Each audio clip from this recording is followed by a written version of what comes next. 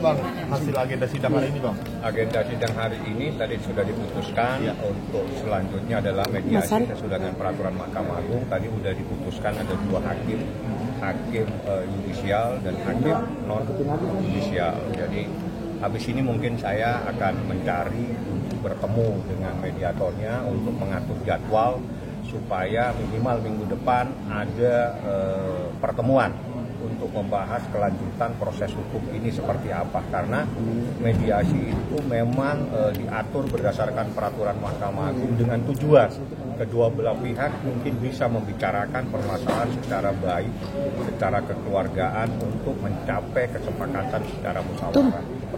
Tadi sempat juga ditawarkan mediator dari luar, Bang. Kenapa alasannya memilih untuk dari mediator? Karena yang terdaftar itu mediatornya itu pasti ada di pengadilan. Dan setiap pengadilan negeri, seingat saya, semua sudah ada daftar mediator, baik mediator hakim, akhirnya yang sama mediator non palu.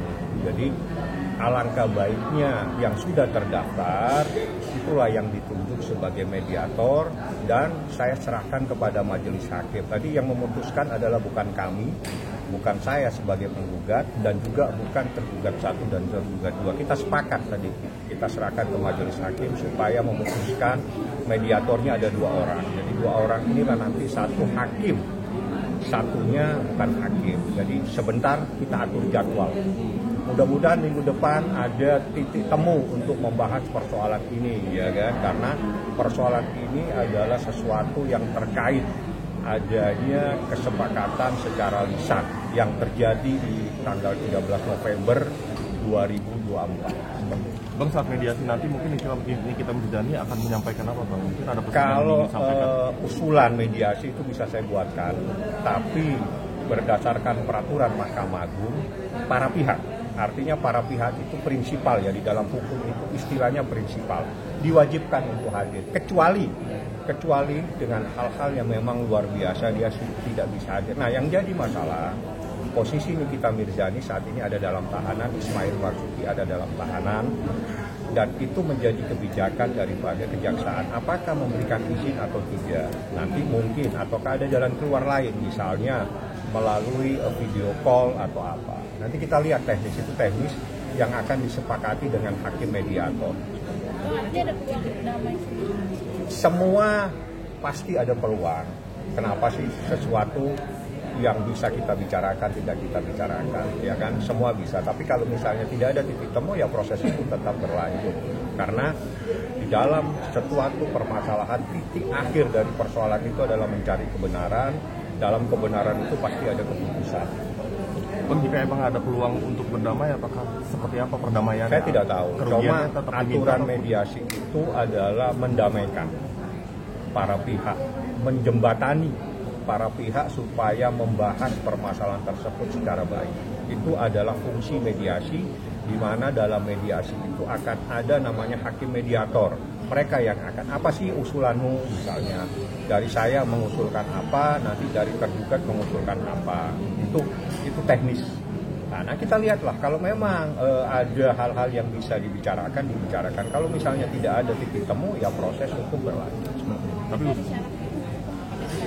saya kan belum bertemu lagi, hasil ini nanti akan saya sampaikan. Pasti minimal hari ini atau besok saya akan bertemu besok dengan jadwal yang diatur oleh Rutar. Jadwalnya kan hari kerja ya, dengan jam yang patut, jam pagi. Nanti pada saat saya besok akan saya sampaikan, nih ada hasil sidang seperti ini, dibentuk hakim mediator 2 orang, nanti Niki usulannya apa, nanti mereka usulannya apa, nanti ya itulah dijembatani oleh hakim mediator. Bang, jika tergugat ingin negosiasi, saya tidak bisa menanggapi. Yang jelas kita kembali ke sistem ya. Sistem yang diatur dalam peraturan Mahkamah Agung. Hakim mediator adalah menjembatani, mendamaikan, memberikan jalan keluar kedua belah pihak untuk membahas, membicarakan secara baik-baik. Itu fungsi hakim mediator. Ya kita lihat nanti seperti apa. Artinya pada saat perkara ini sudah diserahkan ke hakim mediator, maka semuanya ada di tangan hakim mediator untuk mencoba mempertemukan, menjembatani, mendamaikan, memusyawarahkan persoalan tersebut. Tapi mungkin ada berapa persen ya kira-kira? Saya bukan biasa menghitung, saya tidak bawa Tapi besar kalkulator. nggak Bang peluangnya? Kalau semua harus kita berbesar hati, hidup ini harus berbesar hati, tidak ada yang kecil. Yang jelas peraturannya yang harus kita taati. Peraturannya seperti itu. Kita lihat nanti, ini kan saya belum ketemu nih, habis ini saya coba akan mencari hakim mediatornya siapa, kita jadwalin apakah minggu depan atau 2 minggu lagi, karena batasan untuk mediator itu, batasan untuk mediasi itu 1 bulan. Terhitung sejak nanti kapan, apakah sejak hari ini atau minggu depan nanti diputuskan oleh hakim mediator. Bang, kabarnya kita sekarang kayak gimana? Baik-baik aja, dalam keadaan sehat walafiat. Dia ingin bertemu Rijal lagi? Saya belum membahas yang begitu. Biasanya yang saya bahas itu dengan ini pasal. Pasal saya bahas, unsur saya bahas, pidananya saya bahas. Hal-hal di luar itu saya jarang membahas hal-hal tidak ada relevansinya dengan persoalan itu, karena hal-hal pribadi saya tidak akan masuk.